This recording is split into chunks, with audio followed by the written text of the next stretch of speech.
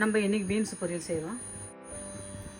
எண்ணெய் ஆட் பண்ணிக்கலாம். என்ன சொல்கிறேன், கடுகு போடலாம், காஞ்ச மிளகா போடுறோம்,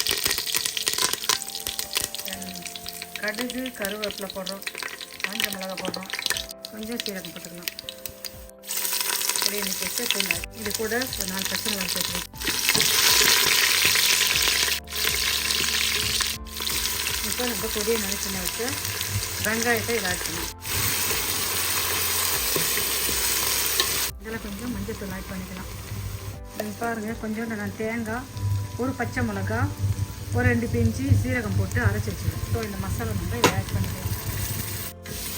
அரைச்ச தேங்காய் சேர்த்துட்டு நம்ம இதை அழகாக வளர்க்குறோம். இதெல்லாம் போட தரல. நம்ம பொரியல்னு சொன்னாலுமே பச்சை மிளகாயில் தான் அது ஃபுல் காரமே நம்ம கொடுக்கணும். ஒரு 1/2 ஸ்பூன் சாம்பார் பொடி சேர்த்துங்க.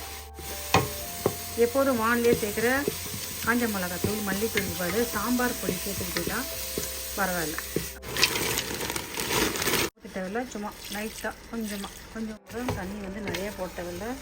இந்த மசாலாவில் அந்த பீன்ஸ் வேணும். நல்லா திட்டமாக உப்பு சேர்த்துக்கலாம். இந்த கொஞ்ச நேரம் மூடி போட்டு கொஞ்ச நேரம் வேக வைக்கலாம். வாங்க பார்க்கலாம். நறுக்குன்னா தக்காளியே சேர்க்க போகிறோம்.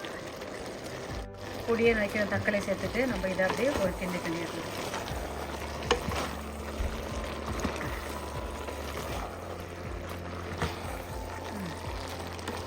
அவ்வளோதான். நிறைய நேரம் சும்மா 2 நிமிஷம்